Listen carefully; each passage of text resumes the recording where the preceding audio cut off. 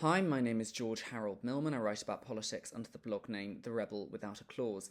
And today I want to talk about, do all lives still matter?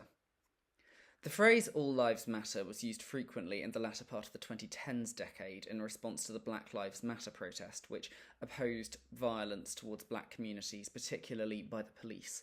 The phrase seems to have largely fallen out of usage now. It's been a little while since I've heard it, but the suggestion behind it was that in saying Black Lives Matter, that people were saying that only Black Lives Matter. This was one of the most cynical misinterpretations of a political slogan I've ever seen, because that was not what was meant by the slogan, and nor did anyone associated with it ever insinuate that this was what was meant by it. Black lives were, and unfortunately still are, treated as though they did not matter, and therefore stressing that black lives do matter was necessary in calling out institutional racism. Saying that one thing matters does not mean that something else does not. Truthfully, I think most of the people saying all lives matter weren't really especially concerned about racism and were doing it just to undermine legitimate protest. Nevertheless, I can see why someone who hasn't put much thought into it or wasn't aware of the scale of institutional racism in society might think that all lives matter is a better phrase. After all, it sounds inclusive, right? But in 2024, it's quite laughable to see the UK's reaction to a brutal murder of 3 children by someone who happens to be of Rwandan heritage, and think that the right wing of society ever believed that all lives matter. This is the first time I've talked about the Southport murders and the racism riots which have followed it. Truthfully, the reason I haven't spoken about it before now is because I've struggled to think of anything original to say about it. There have been so many articles published, many of which have great insight into the mindset of the rioters and the socio-political circumstances that led here. I particularly recommend Inferiority and an Absence of Genuine Politics Behind UK Race Riots by Steve Hall, James Treadwell and Simon Winslow in Transforming Society. But I've struggled to think what I can say myself that will add to this. I've been horrified by the level of animosity people have towards their fellow human beings, and I'd like politicians of all colours to take some accountability for this. But I think what I can say is where my own personal experience takes me on this. I was born in Bristol in the early 1990s. Bristol is a city that became wealthy off the back of the slave trade. It's a very multi-ethnic city, and many of the residents are descended from slaves. I lived very near where the statue of Edward Colston was pulled down a couple of years ago, and I found it really curious to suddenly hear people who weren't from Bristol and didn't understand the local culture talking about this as though it was at all controversial. That statue had been very deeply unpopular. There have been frequent campaigns to remove it legally since before I was even born. You'll find very few Bristolians who miss it at all. Everyone in Bristol has heard of Edward Colston because there are huge numbers of things that are named after him, including 3 different schools.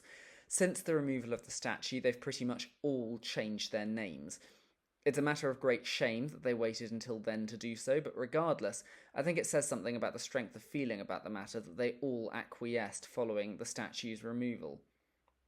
So this culture, that was uniquely aware of its history in the slave trade and wanted to make amends for that, is one that I grew up in. Having said that, I'm sure it could still be better. Bristol is quite gentrified. I don't want it to sound like a beacon of anti-racism in all aspects.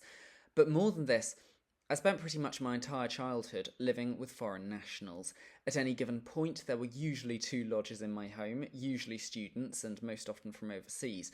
Predominantly, I lived with people from European countries, but there was a fairly high number of Chinese people, and at different times this included people from Malaysia, Palestine, South Korea, and India, to name a few.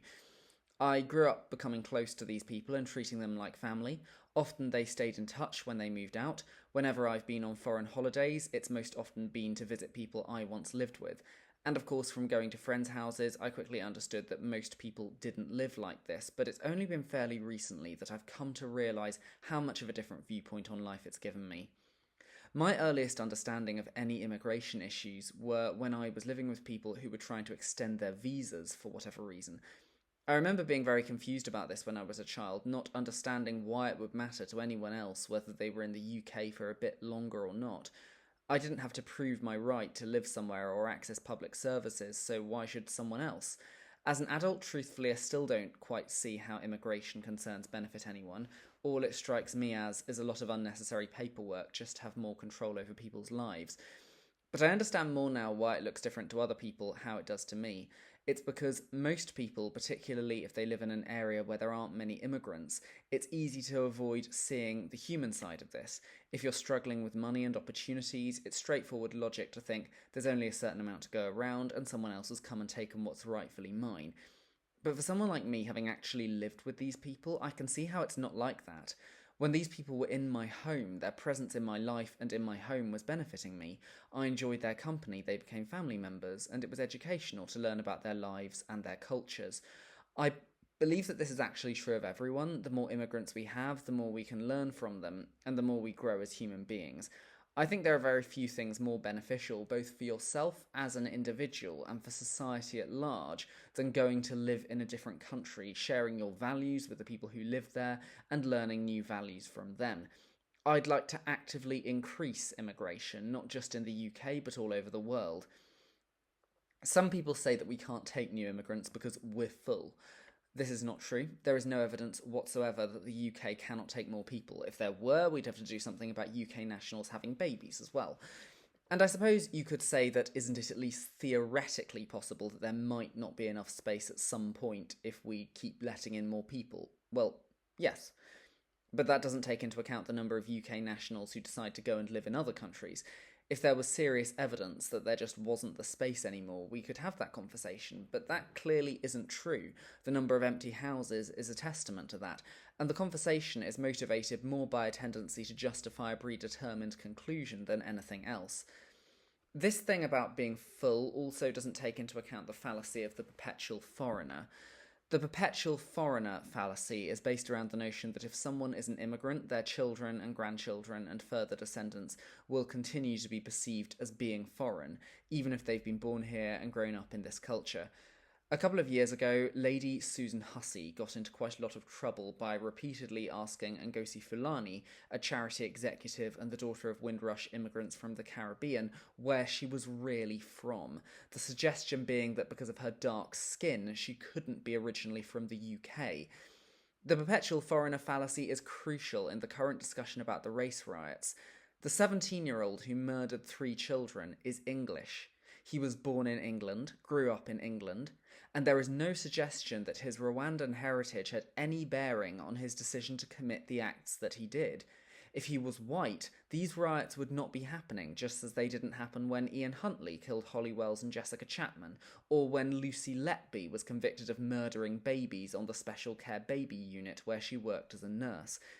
It's inevitable that in a society composed of people with all kinds of different heritage, that sometimes a murderer will happen to be dark-skinned. It is not a result of having immigration. And yet when it happens, dark-skinned people who have also been here throughout their lives feel compelled to justify their presence. Although I'll admit that this is often how I think of them, it is important to me not to just decry the people doing the rioting as racist thugs.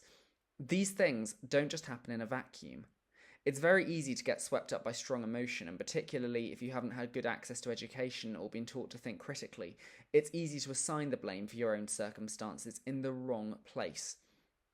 It's very interesting to me that we had riots in 2011 shortly after the Tories came to power, and now we're getting them again shortly after Labour has come to power.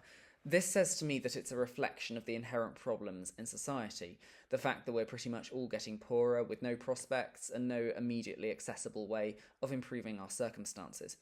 However, the one major difference between these riots and the ones in 2011 is that I really don't believe the 2011 ones were motivated particularly by racism. On the contrary, a major provocation for them was the murder by the police of Mark Duggan. The change in attitude from then to now is, I believe, a reflection of the constant anti-immigration sentiment which has been drip-fed over and over again by mainstream politicians, commentators and newspapers. They created a collective enemy in Schrodinger's immigrant, and there is almost no one who I do not believe needs to take some degree of accountability for this. It was only a few weeks ago that the Home Secretary Yvette Cooper announced big immigration raids of small businesses searching for people from countries like Bangladesh. If you say that kind of thing, you cannot be surprised when people from Bangladesh are targeted in circumstances like these. I am an optimist, and I'm hopeful that this will make us all realise just how toxic our legitimate concerns around immigration have become, to the extent that a lot of it has turned into plain racism quite a lot of the time. I've also been really heartened by how many people have come out to defend our streets, our public services, and the most vulnerable people in our communities, particularly in my home city of Bristol. I also think this has started to cause some of the most virulent far-right commentators to start turning on each other and tying themselves in knots, and I really hope we can rise to the occasion and use it to become a more accepting and peaceful society.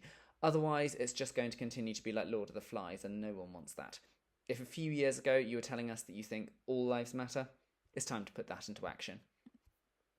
Thank you for watching. If you'd like to see more content like this, then do please check out my channel on YouTube, or my Facebook, or my Twitter, or me on Blogger. I'm on The Rebel Without a Clause, pretty much all over the internet, and I hope to see you again soon. Thank you, and goodbye.